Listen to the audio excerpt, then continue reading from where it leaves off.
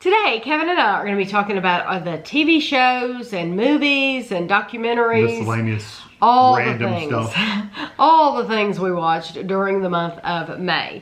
I'm going to be talking a lot at the beginning just because I watched a lot more than Kevin. But that's just the way it goes. When I'm working on the computer, I'm also watching a lot, whereas Kevin is either playing games or watching other people play games. Exactly. But the first thing that I watched by myself was called Love and Death on HBO. So several months ago, I watched a show called Candy, and I don't even remember who did Candy. It might have been Apple, it might have been Amazon. I'm not sure who did Candy. But Candy starred Jessica Biel, and it is about it's based on a true story about Candy Montgomery, and she up and decided one day that she was going to have an affair, and she picked out the guy that she wanted to have the affair with. It's like they have like these family friends, and it's like they're church people, and so they have these families that interact all the time within the church. Well, she picked out this guy that she's like, I want to have an affair with you. And so they hatched this plan that these were the rules they were going to follow. They were very funny about the rules. And so this is all a true story and everything. But I'm not giving anything away by telling you this because it's been in the news. Well, I won't tell you everything. Somebody gets killed, okay? Somebody gets killed, and it's just, the whole thing is horrific, but it's also fascinating at the same time because there's definitely some mental illness going on there. So I watched Candy a couple months ago, and then HBO came out with this Love and Death. And Love and Death stars Elizabeth Olsen. And I could watch Elizabeth Olsen do anything. I love her. She's the one that she plays Wanda in WandaVision. And in the Marvel... Avengers. Yeah, Avengers movies, yeah. So that's Elizabeth Olsen. Yeah, I like her too. So... I like both versions. I really do. They both have they're both good. I would watch them both, honestly. I would watch Candy and I would watch Love and Death. And they both have these really cool, it's not just like it's set in it looks like it's set in like the 70s. And so the homes in both movies are like really, I honestly think they did a better job with the home in Candy. But I really like the visuals in Love and Death too. Very, very fascinating though, based on a true story. I would watch either one of them again right now with Kevin if he wanted to watch them, because I think he would like them. I know you're making that face, but I really think he would like them. Okay, then I watched The Decline. It's on Netflix, and it is 6 devoted fans of an extreme remote survivalist trainer are invited to his expansive secret compound for a time of personal mentoring when a tragic accident leaves one person dead and the survivalist experience transforms into something none of them saw coming. I remember you mentioned that. Yeah, so these people are fans of this guy on YouTube. So this guy on YouTube does all this survivalist training, but it's like these people who have these farms. They have these compounds. And just suppose you watch one of these people on YouTube and then they invite you to their farm to teach you how to do it. Well, that's what this is he's invited these people. They've paid to go to his camp and see how it's done, the survivalist training. But it has a turn. It has a turn. And it's a bit of an action movie. It's really good. I didn't watch it, but I was watching a little bit of it as Tammy's doing stuff. So. It was a one-time movie, but I enjoyed it. And interesting enough to watch. It's one of those that's dubbed, like it's in another language, but they're talking over it in English. Honestly, I would rather they do that than me have to read subtitles. Because if I'm having to read the subtitles, then I'm not getting to see what's going on in the movie. So I would rather them dub over that. I wish they would do that with all the movies that were in another language. Then I watched The Extremist, it's not The Extremist, just Extremist, a Netflix documentary. It's end-of-life decisions as doctors, patients, and families in a hospital ICU face harrowing choices. So I got into a lot of these medical shows where people are, things have happened to them, or they're at their end of their life and they have to make these decisions about their family members or themselves or whatever. Also on HBO, I watched a documentary called Thin. And Thin is the story of 4 women suffering from anorexia and bulimia in South Florida. And so they literally are like in a home for people who have anorexia, and they're monitored. All their food is monitored, and they weigh them. I think they weigh them every day. And they really keep track of everything, but it's about their stories. And what was interesting to me too about this was, on my own, after I watched it, I went and found out what had happened to some of the women. And honestly, they could do a little short, like 30-minute update on this, telling what has happened with these people. Kind of giving like a highlight from the show and then what's happening now, because this is kind of an older documentary, but I thought it was really interesting. And then I watched another docu-series called Diagnosis on Netflix. It focuses on patients with unique illnesses and their journeys to find a diagnosis and cure. This is, I told Kevin about this one, because this one was really interesting to me. This woman was like, she was like a, what do you call it when... they seek, like on House. She was the person for House. Yeah, they would ask questions. She was the person, like, she's the medical person that they would go to. The specialist to ask questions for the TV show House. So what was so interesting about this is people would have these really bizarre, like one-of-a-kind things that were going on with them. And she would write these articles for this paper. It seemed it was something like the New York Times, or I don't know, I remember what the paper was.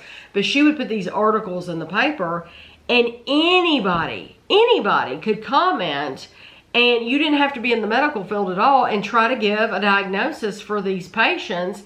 And they literally would find by the end of the show, they would have a diagnosis for these people. And it really was helpful. That just showed, like, it takes a village. You know, it took a village, it took a world. People from all over the world, like, they were flying these patients across to other countries so that they could do testing and stuff like that and get a diagnosis. So, I mean, this was people like, yes, this was like a New York paper, but people all over the world read these articles because they want to, it's solving a puzzle. So it was really, really interesting. So that's called Diagnosis on HBO, on Netflix. Netflix, yes, because each episode had a different person. Right. But by the end, it's very satisfying because you are literally getting the diagnosis. And then I watched Plastic Disasters on HBO.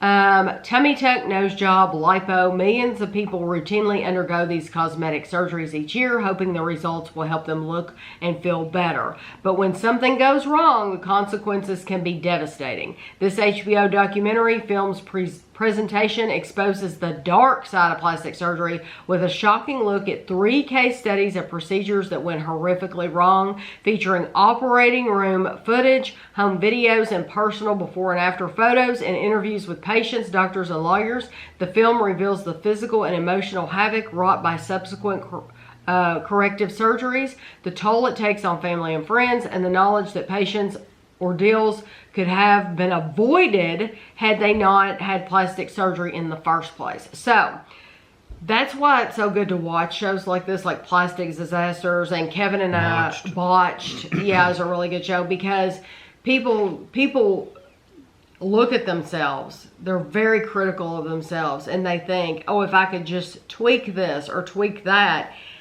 And they don't realize that by going in for a simple surgery, you could die. You could die, or you could have some just horrific consequences. And you know, people have horrible things have happened. So before you have a surgery, or before you're so critical on yourself, this is a good thing to watch, to be like, is it really that important? Is it really that big of a deal to me that I need to have this surgery?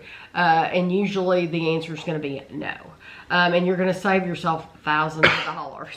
Then I watched a show called Coma, still on the medical train. HBO, 4 young Americans who have each suffered a traumatic brain injury emerged from their comas at a New Jersey medical facility. Their eyes may be open, but now the real challenge for each of the patients, their families, their doctors, and the therapists begins, because just a lot of these people, just because their eyes are open does not mean they can communicate at all. And it was really, really interesting. So that one I remember was from like 2007. Because if you look on Internet Movie Database, there's a lot of things named Coma. But just if you have HBO, or it's called Max now, then just look that up there.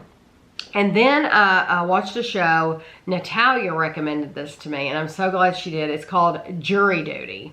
And it was on Amazon Prime. This was so interesting because this guy has been called in for jury duty, just like anybody would be called in. What's different about this is that he doesn't know that everybody there is an actor. Everybody. The bailiffs and the judge. Literally everyone. Every single person. From the time you enter the building to the time he leaves. Yes. Well, and during the course, they get sequestered. So this man, I mean, just a normal man, is in there with all these actors 24/7, and he doesn't have a clue that really they're wanting to see how he reacts to everything. Different situations. Because the quirkiest, wackiest stuff happens during the course of this, and he's just there for the ride. And it's really an interesting case study. If you like sociology, if you like to see how people react, you're gonna love this. And I told Kevin, I said, you would be perfect for this. If they had called Kevin to do jury duty, Kevin would have been perfect for this. He really, because Kevin is such you remind me a lot of the guy they chose. Because the guy they chose was very, very caring, and you could tell he had a loving nature, and he's very patient, and he just kind of was like I'm here. There's nothing else, no place else for me to go. And he was along for the ride. I promise you, Kevin Dunn is that man. Kevin would be perfect for that show. Now me, I don't know how I would have reacted, but Kevin would have been perfect for that. It was fascinating. Amazon Prime, Jury Duty. It's multiple episodes too. So thank you, Natalia, for recommending that. It looked interesting. It's kind of like, what's that show that where he was in the bubble? Truman Show. Oh, the Truman Show. Kind of like that, where everybody was an actor and an actress inside that bubble. Except for Jim Carrey. Except for him. Yeah. It's kind of the same thing. Yeah. Okay. She's halfway done with her list. I'm so sorry. I know I'm talking a lot. I watched a lot. Big Eraxia. And the good thing about these is most of them were a one-off. Right. So Big Eraxia was on Amazon. It explores the physical and psychological depths of muscle dysmorphia through the eyes of 5 subjects in the bodybuilding industry. So I've gotten into, I talked about it months before, I like the CrossFit documentaries. I also, I watch someone who on YouTube is a bodybuilder, and I watch her videos, and I really like her. And so this was about people that they're guys that are into the bodybuilding industry, but they never feel like they're big enough. Right. They never feel good enough. And so a lot of these were they were all extreme cases, or they wouldn't have been in this documentary. And there's one guy that looks like Like he has pumped his arm so full of this fake. It has a name, but this fake material that it's like an oil of some kind. It's like he knows that he's done damage and he'll never recover from that. And it doesn't. It looks awful. It's this one particular. There's no way that you could have someone who looks like this, that his arm is like just the biggest arm I've ever seen in my life. It looks like something you'd see in Ripley's Believe It or Not, because it's unbelievable.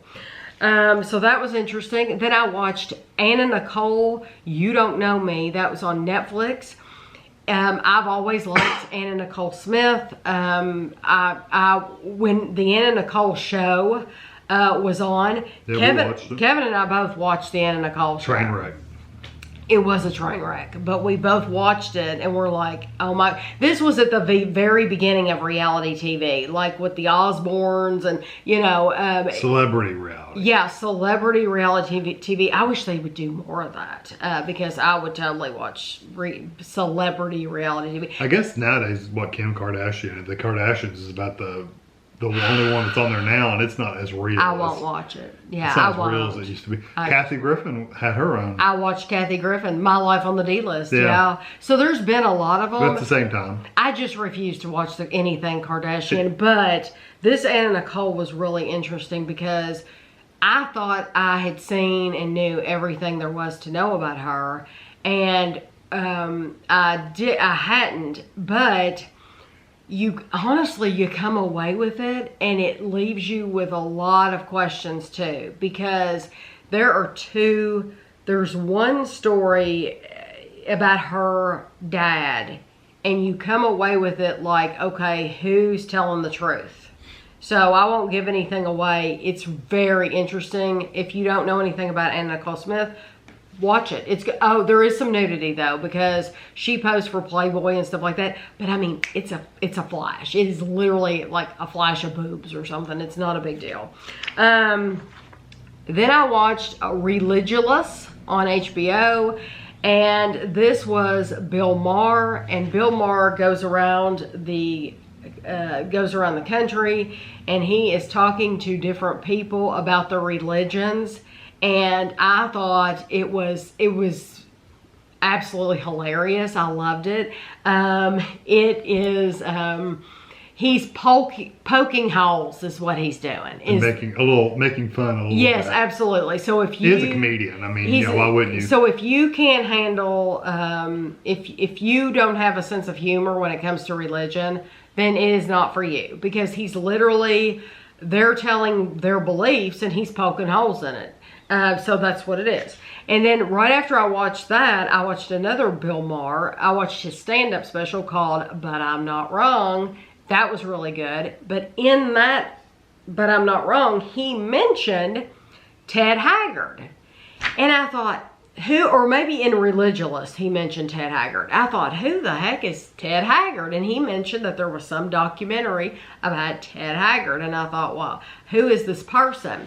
Well, he founded a church, and he had 5 kids. He's married. He has this huge ministry.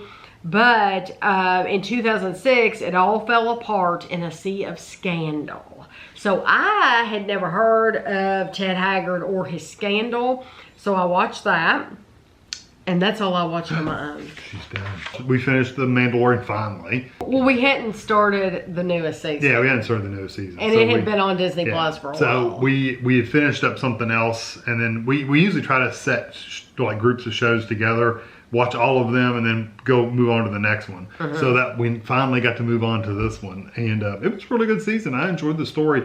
It's if you combined all those episodes into one 2-hour movie, you could have easily done that, because sometimes things don't move really fast in the show, but it's a really good story. It's just not a fast-moving story sometimes. Right. But it's really good. If you like the first ones, you'll like this season too. And it's good for all ages, I think. Oh yeah. Yeah, kids could watch this. Or, yeah, it's clean. Your grandma could watch it, whatever. So then we watched Still. Still is Apple TV, and it is...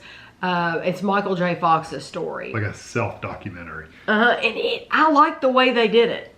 I did too. Yeah, they did like little flashbacks, and then they would come to how he is now, and he did a lot of talking in there. They used the way that they did it was very, very unique, and I don't know that I've ever seen it done before, ever in a documentary. They literally used parts of his movies, Or shows. scenes from his movies and shows that he played in, and they intertwine that into his real life and his backstory up until now to help you visually see the progression of his life.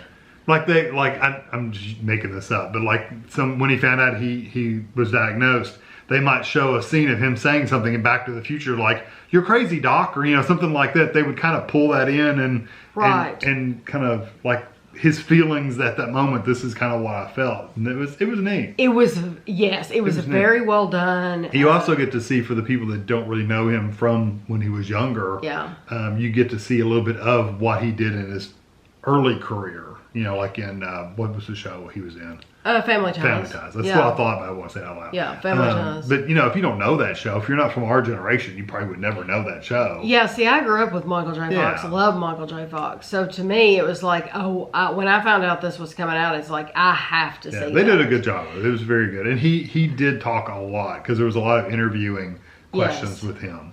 What I found interesting, too, was there's a point in the documentary where it shows in particular scenes where you didn't realize that he was having this problem because he hadn't told people that he had Parkinson's, and he was like hiding it. He was hiding it. So like his hand would always be like his left hand holding something, or so it was that kind of back behind him or something. Right, or you know, just. But then they got a close up on it, and this is literally like a scene from the show or movie or whatever, and you're like, oh my gosh, he was literally shaking there, and you would have never known. Yeah, you just wouldn't have known that was any issue at all. But I do think it wrapped up kind of quickly, because I think that he's raised a ton of money, and I do think they could have gone into all the good that he's done. But it's like he didn't want to give himself a pat on the back. But I would. They did show him before Congress. They did show him doing that. He did, but I thought it was well done. I totally think you should watch it. But I'm thinking he probably's thinking, I don't want to put that in there because people are going to think that I'm trying to pat myself on the back when I'm not. And so that's probably why he didn't include all that. But he has raised a lot of money for Parkinson's, and so it kind of ended quickly. But there could have been a little bit more. But I really enjoyed it. It was a really good show. Then we watched a movie called Fall. And you can rent this on Amazon. I don't know if you'd want to. No. I think you could save your money. It was okay. It wasn't bad. It was, if you could get it like really, really, really cheap, then watch it, you know, but. It's about these adventure seekers that do a lot of rock climbing and stuff like that. And, there's 3 of them in the very beginning of the movie, and something happens, but then the movie progresses, and it gets to be to where they're going to climb. I wrote this down. There's an abandoned 2,000-foot B-67 TV tower, and so which is a real tower, by the way. They're going to climb to the top of this tower because it's an adventure and they're thrill seekers. But one's a YouTuber or whatever, an Instagrammer or TikToker or whatever. Something she might be. Post stuff. Yeah, and so she wants to do this video of it. I wrote down for this movie peer pressure. The peer pressure, it's like this movie shows you why you should not let peer pressure talk to you. First of all, one of these girls, she's a bad friend, very bad friend. And there's a lot of peer pressure in there. And so it's like, this is important for people to see, because you have to learn to say no, speak up for yourself, and just say no. And no means no. And also there are some graphic scenes. They're quick, but there are some graphic scenes in this, a couple of those. Yeah, I like I said, unless you can get it really cheap, I wouldn't watch it. You're not missing anything. Then we watched okay. the newest Race Across the World. Love that show. Yeah, we absolutely love it. If you're a fan of The Amazing Race, this is like The Amazing Race, It's in the same like county. But this is like more reality. Yeah. This time. Oh, it's 100% more reality. Yes. Instead of racing across the world, they raced across Canada. And so they went from one side of Canada to the other side. And let me tell you something. I cannot express to you how beautiful Canada is. Literally from coast to coast. Canada is absolutely. We're gonna have to visit Canada. It's a lot of outdoor activity though. So yes, that's the thing about me and Kevin is we're really not. We're not into the climbing or the whitewater rafting or the hiking or anything like that. So I don't know what we would do once we got there. We want to eat and go in shops. But I do still would want to see the scenery though, because it's absolutely. Maybe if you took a tour and let a bus drive you around or something, yeah, it'd be good. But it went from tour would be perfect. But it went from one extreme to the other. It went from very warm forest with animals and streams and all that stuff to super cold cities. I mean, it was just the whole gambit. But no matter where they went, it was beautiful. And even in the cities, the cities were like clean. Were like old school looking buildings, like really like old buildings and stuff. It was really. But they seem very clean. Yeah, but it was a good show. I wrote down the word for this, hitchhiking, because it absolutely. They call it ride share or something like something. There's no way people who live in these remote parts of Canada. There's no transportation. There's no public transportation. Yeah, there's like literally it was on the west side and the upper west side of Canada, and it's like literally you couldn't get from one place to the other because there was literally no buses, no anything to travel. Yeah, so I mean, if you have your own car, of course you can get there. A lot of people were taking campers and stuff. But if but if you don't have a car, there's not taxis, or you're not going to get an Uber, you're not going to get Lyft or city bus or anything like that. So a lot of hitchhiking. So there was a lot of hitchhiking, but that like literally sitting at gas stations with signs saying I need to go to whatever, and they would walk up to people going, "Are you going to wherever, Westville or whatever it's called?" And we go, "Sure, I'll give you a ride." And then they usually say, "Can you pay for gas?" And that was usually what they did. But it was just surprising. It was jaw dropping to Kevin and I because, we've been told our whole lives you don't pick up hitchhikers. I don't think it's illegal. That is a huge no-no. It might be a law. It might be illegal. I don't know. But it's a huge no-no that you would never, ever, ever, and of course you would teach your children. Ashley would never do anything like that. Andrew would never do anything like that. But then here you watch the show, and in Canada, it's common. Yeah, especially in those remote areas. But it is it's a good show. It was a good race. Love it. So then we watched Super Mario Brothers. You can rent it on Amazon. And the reason we watched it is because Ashley wanted to watch it. She wanted to watch it. She had actually seen it in the theaters, and she wanted to watch it with us. So we got together and watched it. And it was a good movie. It was a good movie. Kids would love it. Kids would love it. Ashley loved it. Yeah, I think Ashley loved it too because Super Mario Brothers is she really knows that. I played Super Mario Brothers. I mean, I've played the game many times and beat it. Beat the old one. Beat the game. I love it. I could play it over and over and over again because it's fun. Now, I told Kevin, because we always talk about it after, I still like Wreck-It Ralph more because Wreck-It Ralph has more relatable, like old school video games, Pac-Man and things like that. There's a bunch of them in there. Yeah, there's a whole bunch of them, arcade games. But I can understand why Ashley's generation would really like Super Mario Brothers. Yeah, because it was all Mario characters. Really, really colorful. Oh, very bright. Musical. There's music in it. There's some singing. Yeah. Peaches, peaches, peaches, peaches. It was, what's his name? Something Black. Jack Black. Jack Black. Yeah. He played that character. It was good. It was a good movie. Renting it is a little expensive right now, so if you wait a little while, it'll come down. But yeah, it was good.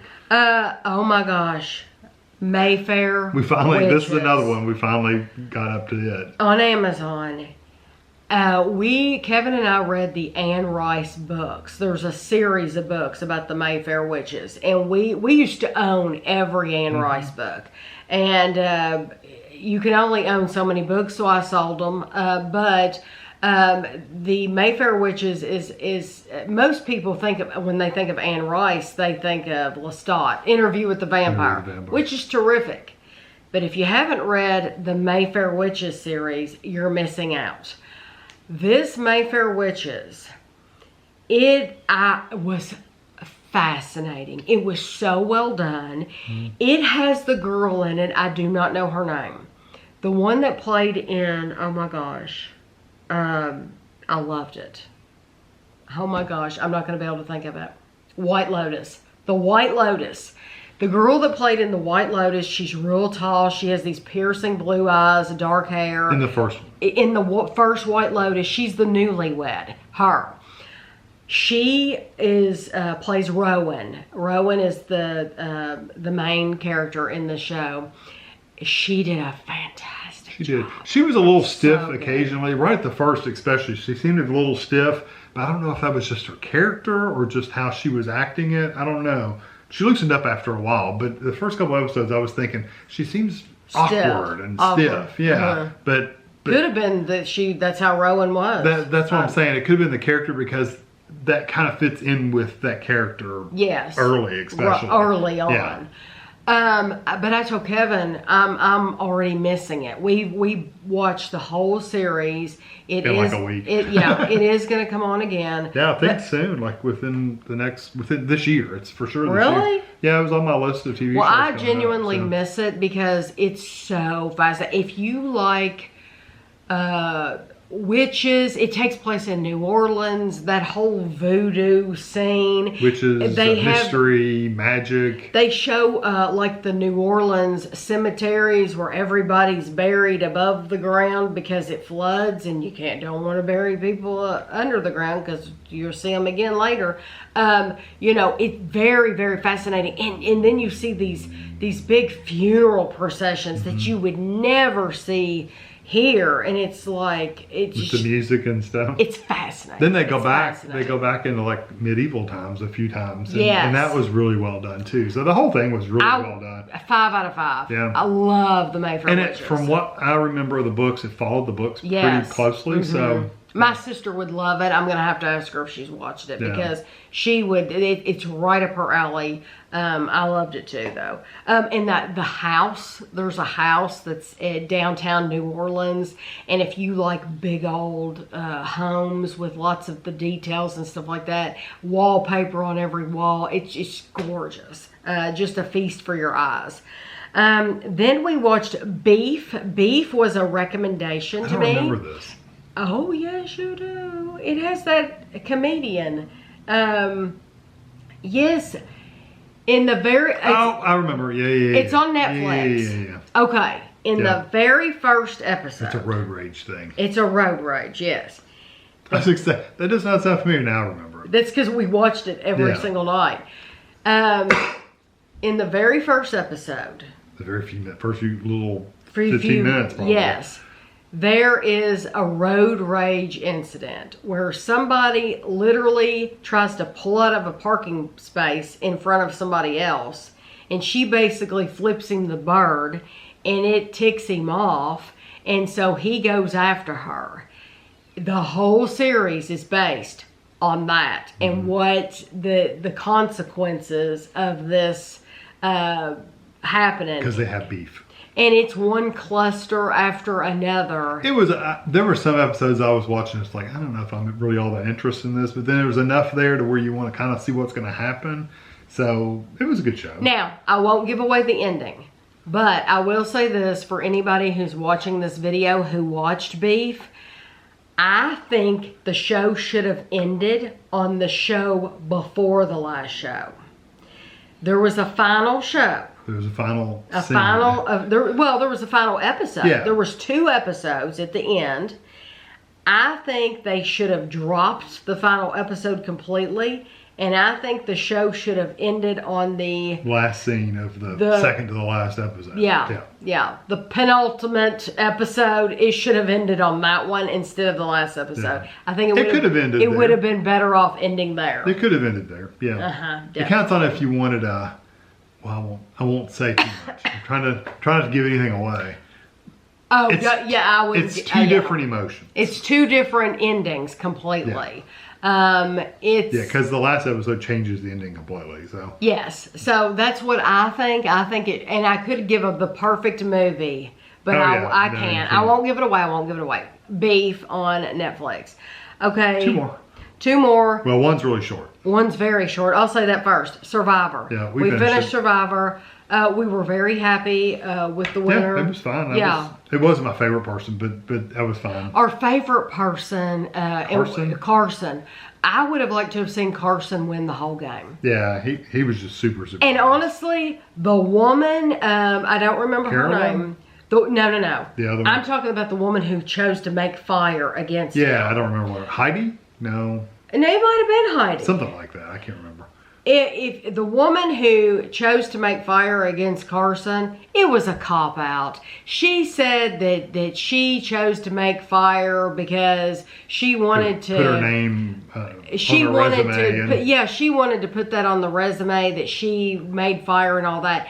And I agree, she's the fastest fire maker in Survivor history. However, it was a cop-out because if she really wanted to put her name, if she really wanted to put something in her resume, she would have gone up against one of the people who said, Jam, who said, I'm really good at making fire. She would have gone up against Jam, and then it would have been a fair competition. It wasn't a fair competition because she went up against somebody who said, I can't make fire. I'm not good at making fire. I've tried. I'm not good at it. So to me, no. Yeah, you made the fire. You might have made it quick, but you didn't go up against a player. You didn't go up against somebody that was really just in case good. You haven't watched Survivor. If you haven't watched I don't mind giving that away because I think people that are if Survivor you've already watched it. Yeah, you've already watched it. So I don't mind giving that away. Yeah. And the last thing, this is an ultra long video.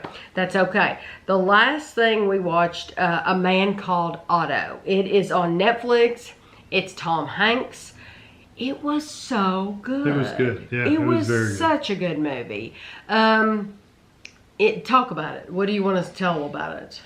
He's just kind of like set in his ways. His wife's died. You know that at the very beginning. Yeah. His wife's died.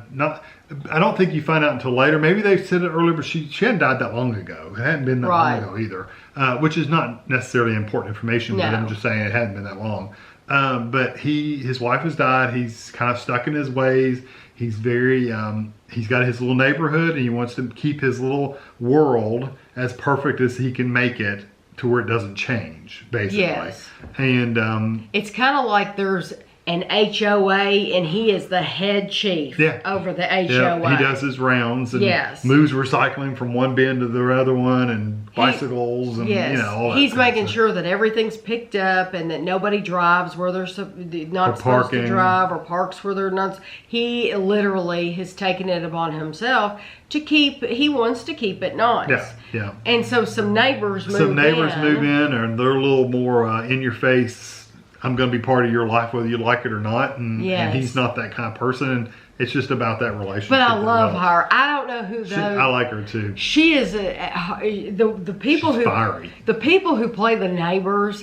I would like to look them up and see what else they've been in because I like her. I'm like I would like to have a friend like her because she's feisty and she brings him this food and I'm like I would like to try that food. I would like to try that. But it was a good movie. It was if you get Netflix, it's definitely worth watching. Yes. Tom Hanks does a good job. Tom Hanks is always good. Yeah. Except for that one movie I didn't like with him. The volcano movie? No. Oh, I never watched that. Joe versus the volcano. I never saw that. The one on the ship.